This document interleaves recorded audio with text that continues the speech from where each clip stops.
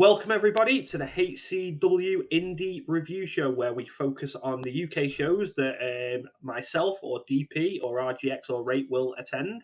So this week we are with DP, who's attended another show, who seems to be the only one attending shows at the minute, to be fair. But how are you doing, buddy? Yeah, not too bad. It's a lovely Friday. Definitely got no plans to do later on.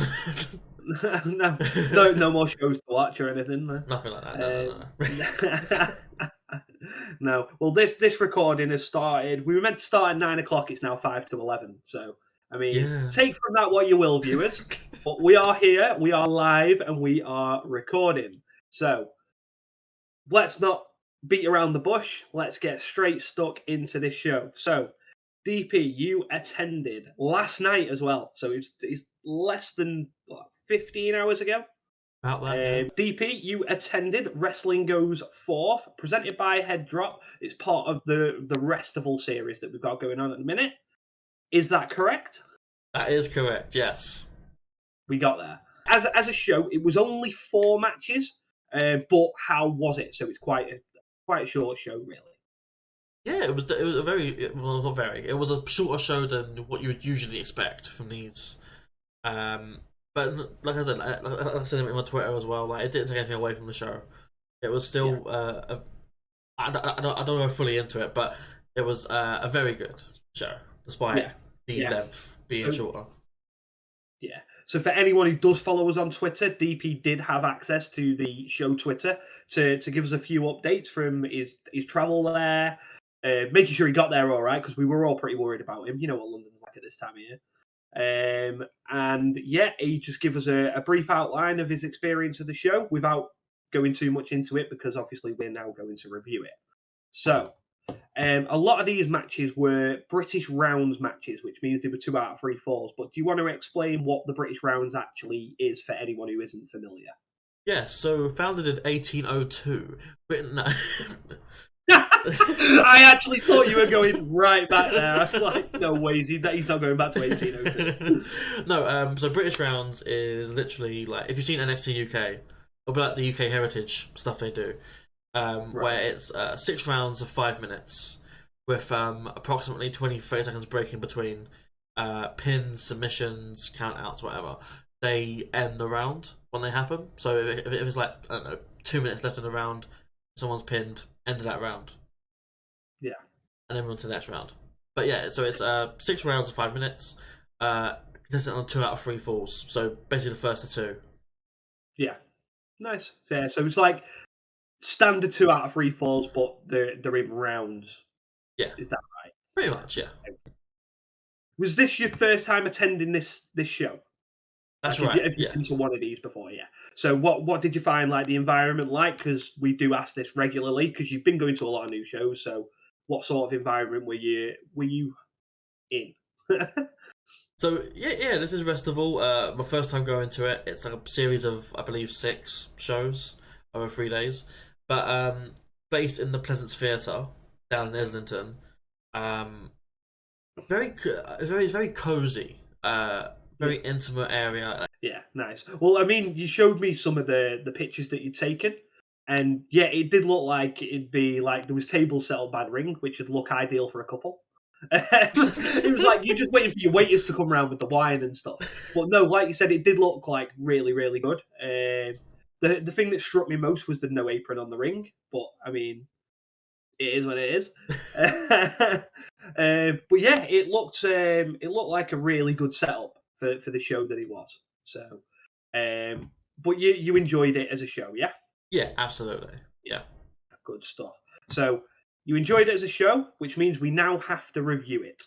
Yes. So we will kick off with the first British rounds match, which was Laura Di Matteo versus Livy Grace. Yeah. So before we get into the matches, something I want to try and do going forward is to get your predictions before I go into the review of them. Nice, yeah, because again, full disclosure, which we're doing a lot of on this video, I have not got a clue what happened on this show. This is all new to me, so we're going to try a bit of a fun bit that when DP goes to a show and I'm recording with him, I'll try and guess who is the winner of each match. So for this one, I'm going to go with Livy Grace. Livy Grace, okay. So we get into the first round, I should say. A lot of the first round is just Livy, because we mentioned Livy before. Yeah. She's a very much a bigger stature, bigger person than Laura Di Matteo. So she's using her strength and her stature to keep Laura down with like shoves and pushes and throwing her across the ring, essentially. The first round is her just showing off her strength, pretty much. Towards the end of that round, we get an Ottawa stretch from Laura, which does threaten to make Livy tap, but the bell rings before anything happens. So that's the end of round one. That's it for that round. We go into round two. We get Laura, who tries the exact same stretch she did in the first round. Livy breaks out of it and actually goes for like a flash pin, so like pulls her legs behind her, sort of thing, to pin her, and gets the 3 count. So very surprising to start off things like that. But after round two, Livy's ahead by 1. Yeah. We go into round 3. Laura is now much more on the offensive, taking it to Livy with her fire and her strikes. At this point, Livy is a bit desperate to escape, just to get out of Laura's clutches. But Laura is on her consistently and constantly. We get a springboard spinning DDT from Laura, which looked really good. For 2, we get Livy, who recovers with a spinning STO, so that she spins and then grabs her by the arm and then brings her down. Following from that, Livy gets another 3. Oh. Didn't expect that. I don't think any of us did. No, I was certain it was just going to go like 1-1, and yeah. So yeah, Livy gets the win after round 3. Go ahead, Livy. 1 for 1. Get in. That's what we like to see. So yeah, good match overall. Yeah, very good opener. I'll be honest, I didn't think that this would open because I thought, well, the next match would open, but this is a very good opener. Showing off Livy as well as Laura. Quite a short match in overall, but I think it was a good opener. Yeah.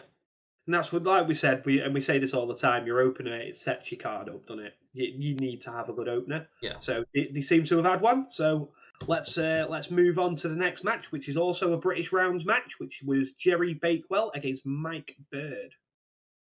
So, if you're not aware, Jerry Bakewell was on Britain's Got Talent. He is Britain's most failed luchador. Yes, I do vaguely remember. I don't know if we've talked about this on a previous episode, but I do vaguely remember this, yes. But yes, it's a Jerry Bakewell against I can't remember his moniker, but it's something like the Welsh Dragon or like the Welsh Best Technical Wrestler, something like that, Mike Bird. It'd be ironic if it was Mike Bird the Dragon. Sorry, Mike, if you see this. yeah. Not at all ripping into you there. I just think it'd be quite funny. So, round 1 starts. We get Mike on the mic saying that he took this fight because he wanted the night off. Because Jerry is considered very much so as a comedy wrestler. Yeah. Like he's a good wrestler, but he does have a lot of comedic elements to his style. I feel like I'm going to predict that Mike Bird's going to win this. Okay, fair enough. It's confusing because I forgot to ask you. So we get a lot of cravat holds from Mike to start round 1 off, which Jerry rolls out of using his technical prowess. And he even gets a 2 count after after a leg sweep. Yeah. We get various attempts at a roll up for 2. And we then get more holds from Mike just to weaken Jerry, essentially. Yeah. And that ends round 1. Mike holds onto the hold a bit longer after the bell. But other than that, that's round 1 over. 0-0.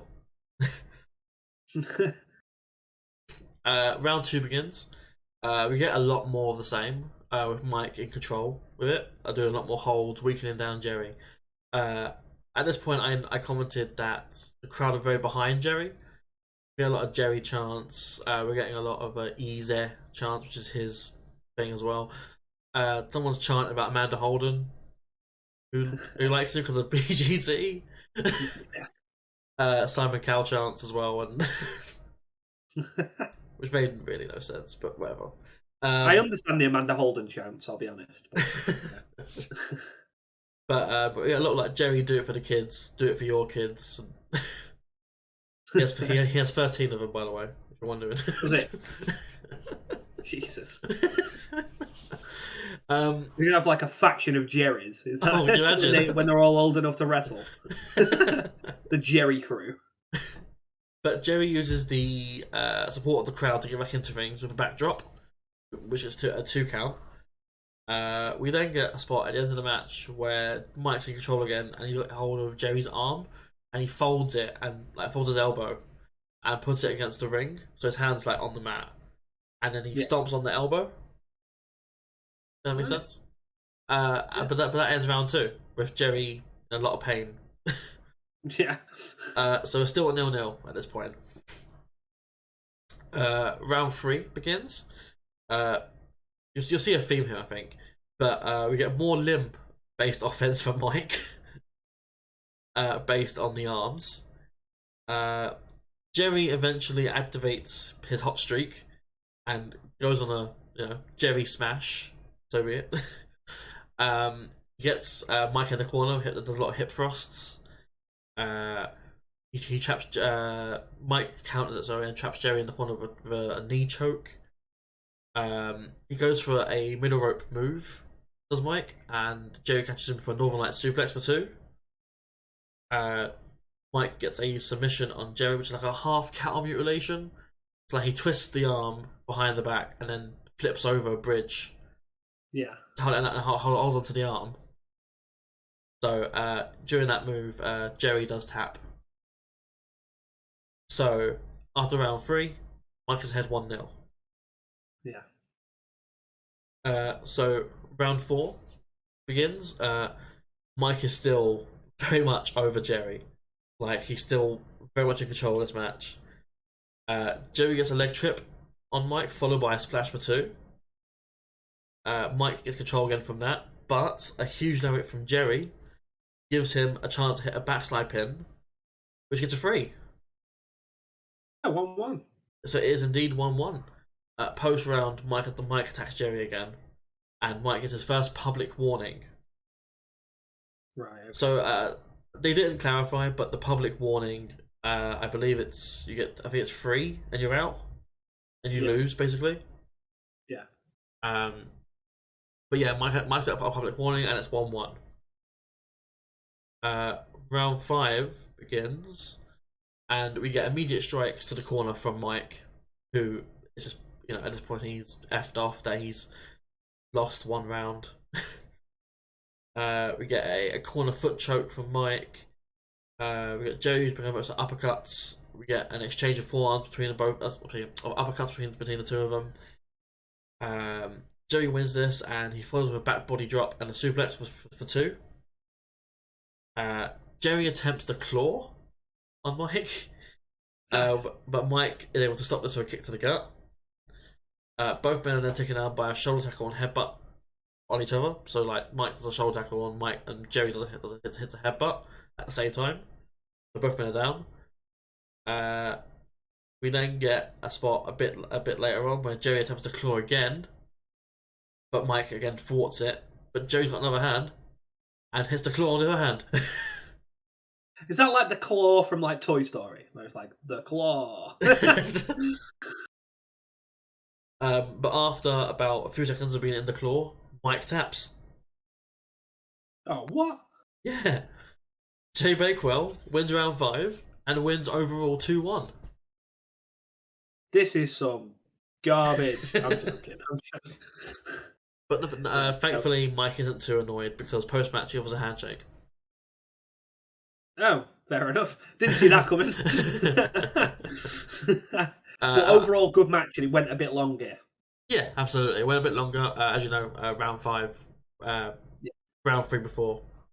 So at this point, it's clear to me that the main event is going all 6 rounds.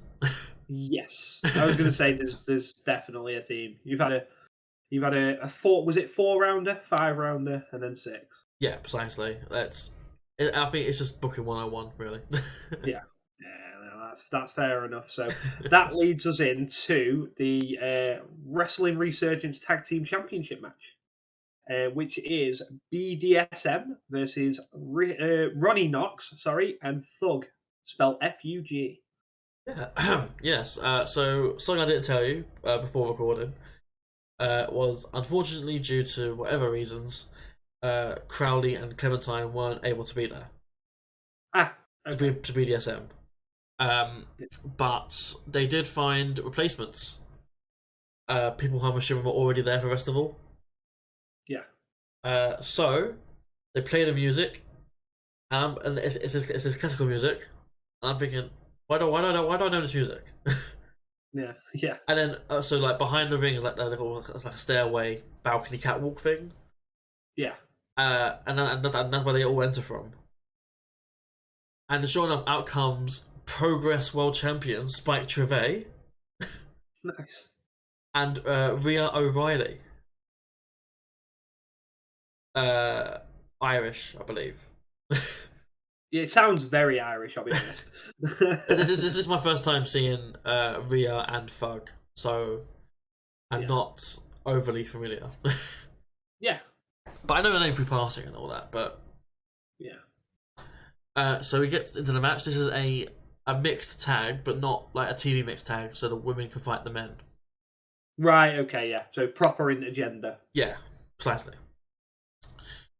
So we start off with Spike and Thug. And I should point out here that Thug is a giant of a man. Like, he's built as almost 7 foot tall. And he really is, like, he could be 7 foot tall. I don't know. But he is massive. Yeah. I was going to say, in his picture that I've got here, does not look 7 foot, but that'll just be the angle. So Spike and Thug start the match. Spike realizes how tall Thug is in person. So he tags in Rhea. Obviously. Yeah. Thug then tags in Ronnie. And then Spike tags himself back in when Ronnie's in. We get there's a lot of heel versus face dynamics for this match. Yeah. With Ronnie and Thug being the faces of the match, and Rhea and Spike being the heels. Spike is a natural heel anyway. He gets a lot of chance at Progress shows anyway. Yeah. But we get a spot where Ronnie locks in a Paradise Lock on both Rhea and Spike. And that leads to Thug coming in and knocking them both out of it with kicks. We get a lot of... I remember a note here of how regularly they tag Spike and Rhea, but Ronnie and Thug don't. So they're building up to Thug getting that hot tag. Yeah. So Ronnie's in the match for a lot, where she's beaten down on and does deliver an offense of her own to Rhea and Spike. We get a spot where Ronnie is about to tag in Thug, but Spike falls over the ropes to distract the ref. So Ronnie tags in Thug, but Thug is not the legal man. Because the ref didn't see it. Yeah. So he sends Thug back out, and Ronnie's forced to succumb to more offense from Rhea and Spike. Get a surfboard face crusher from Rhea for 2. So she pulls like the arms back and stomps on the head. Yeah. Does that. A bit later on, Ronnie is able to get out of the slump she's in at the moment and able to tag in Thug. And then next note over here is Thug Smash. Yeah, I was going to say there was only ever going to go one way once he got his tag in. Yeah. The one thing I have noticed that these shows that you attend seem to have AEW refs all over the show. But Thug carries Spike like a fireman's carry. He gets a rake to the eye. A bit later on, he's hit by a low blow from Rio, which then that incapacitates him pretty much. Ronnie is legal at this point as well, I should point out, and she's already exhausted as it is, and she gets powerbombed by Spike for the free. Fair. Yeah, and I realised again I didn't ask you who you predicted. No, but it was more to do with the fact that the team changed, and I think we got a bit lost in that one. So, no, I don't. To be fair, when you said about the team change, if I'm going to be totally honest, I'd have picked the team that were advertised, not the team that came in. So I'd have got it wrong anyway. Hey, so it's two, so 1 and 2. yeah, no, I would have gone with the advertised team. So yeah, but yeah, solid match.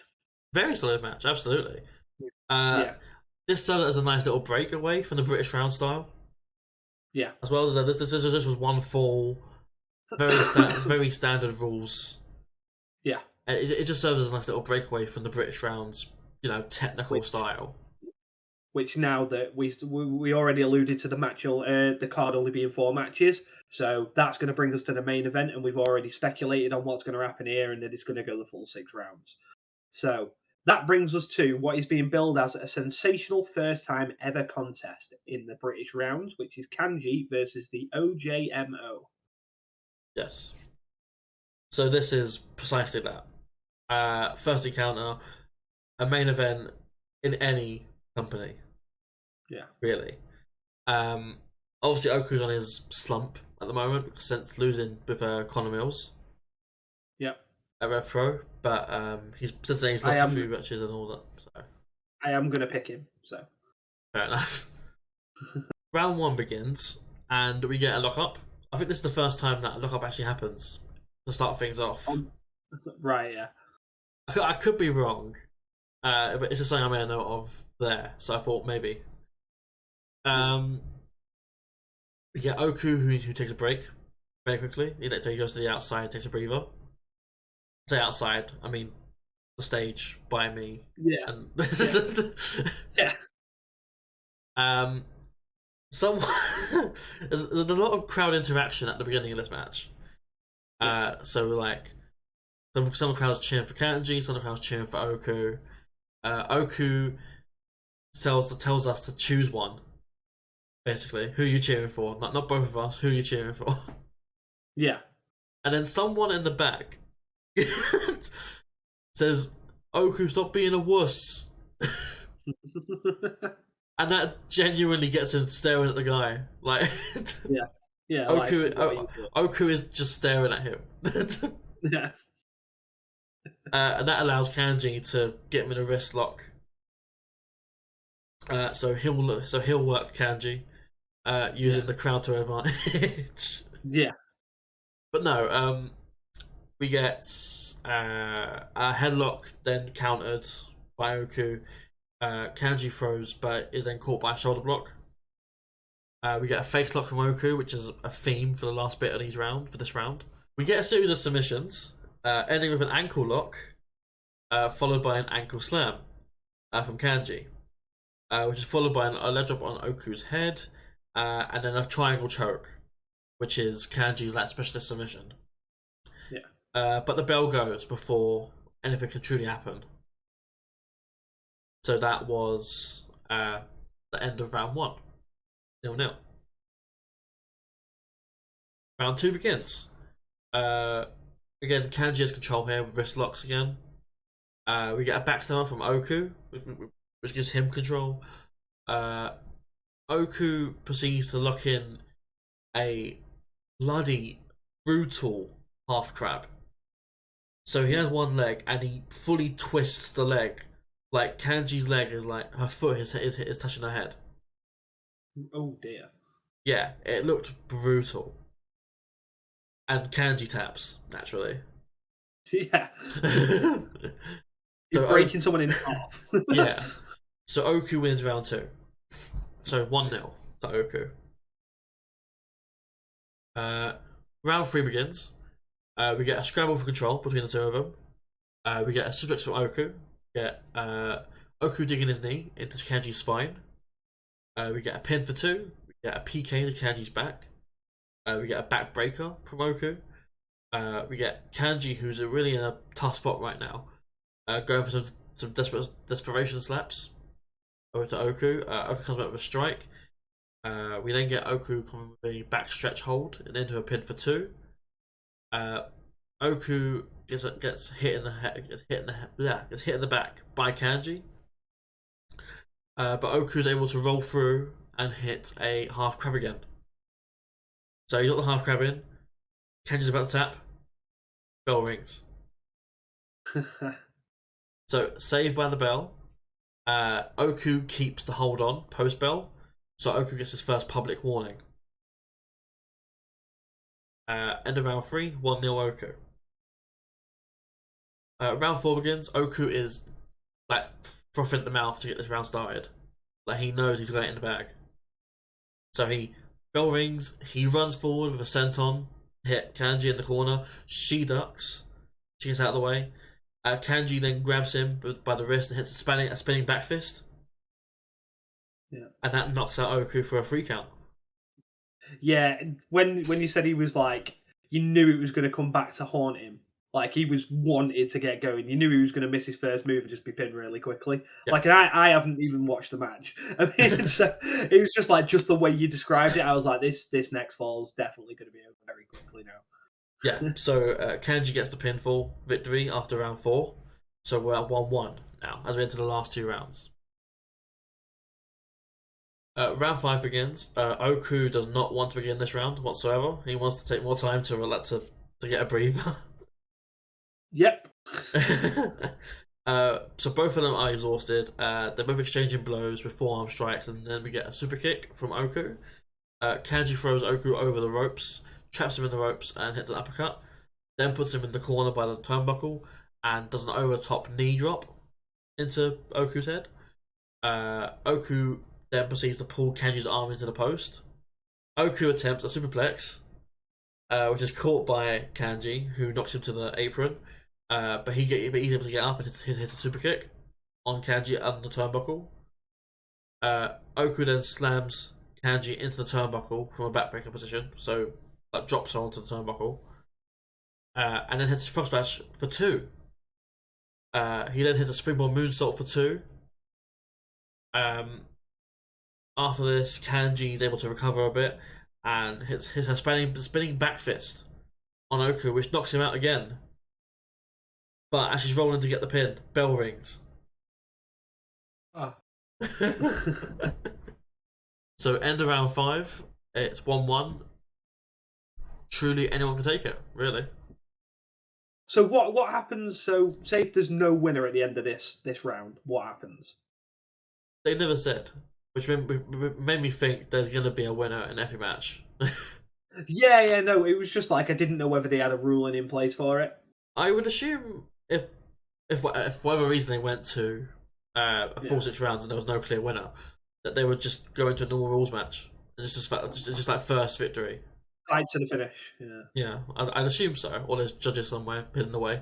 I feel like that should be announced in all of these matches, purely because you want to have the element of it could be a draw, so we could get extra time. Yeah, precisely. But if you're not advertising that, you know there's going to be a winner within the 6 rounds. Yeah, I feel like you could do it like a Shawn Michaels Bret Hart thing, WrestleMania 12, where like both of them are like arguing with the ref, like, "Hey, I won. No, I won. Hey, what's going on?" You know, and then Head Drop himself comes out and he's like, "Hey, we're gonna do golden time. Like we're gonna do the golden, that golden sort of golden goal. That's it. Yeah." But no, the final round begins. We get a forearm exchange for both of them. Oku hits an enziguri. Kanji comes back with a capoeira kick. We get a double clothesline for both of them, takes both of them down. We get an exchange of chops. We get an exchange of slaps. Kanji hits a head spike snapmare. We get a top rope springboard stunner from Kanji to Oku, which gets a 2 count. Kanji then knocks in a triangle choke. Oku reverses it with a powerbomb, but Kanji reverts back to the choke. So even after the powerbomb, she catches him with the choke. Oku then lifts for a Styles Clash, which looked very good, I must say. Yeah. But yeah, Styles Clash, and into a half crab. But Kanji's able to fight out of it, and she looks in another triangle choke. Oku attempts to lift up again for another powerbomb and bounces her off the ropes, and then proceeds to go for a powerbomb, but she rolls through the Honoka runner to keep the choke on Oku. No. And at this point, Oku is like laid out. He's fully flat at this point after the roll through, and she properly locks it in, and Oku taps. Yeah. And Kanji is your winner of the first time encounter. Nice. Sounds like a good match, to be fair. So yeah, I mean, there's a reason why this was like the poster child of the show. Yeah. You know, like. Yeah. No, and he delivered, which is the main thing. Exactly. Yeah. So overall, good match, solid show. Absolutely, yeah. Yeah. Did you prefer it being 4 matches, or would you have liked to have seen more? So the show started at 9 p.m. Yeah. So I would have preferred it the way it was. I wouldn't have wanted more matches unless it started earlier. Yeah. But but just like taking out of account what time it started or anything like that, is a 4-match show something that can work, or do you feel like it probably needs 5, 6, 7 matches? 4 matches can definitely work. They absolutely can. It does depend on who you've got as well. Yeah. For the show. Yeah. So like someone like Oku and Kanji, they can do a 40-minute hour match realistically because they're both insanely talented. That's fair enough. And obviously you see it with like NXT do it, don't they? They have 5-match cards and stuff like that. But I wanted to see if it, because they're on TV, so they get obviously that exposure. With these not being on TV and it not being streamed or anything like that, does a 4-match card work a little bit differently? But no, it seems like you enjoyed it, and is it something you'd go back and see again? Yeah. Absolutely, yeah. If Head Drop ever does another one of these, the rest of all, just even if it was just standalone, like I would absolutely attend one of these, assuming they'd have me. Yeah. I can't see why they wouldn't. You weren't that much of an idiot, were you? I think so. No, well, it sounds like a good show. I'm glad you enjoyed it, even though it turned into a very late night for you. Getting home at 2 a.m. is not ideal in any situation. No, not really. But I blame TFL for that more than anything else. Yeah, no, that's fair enough.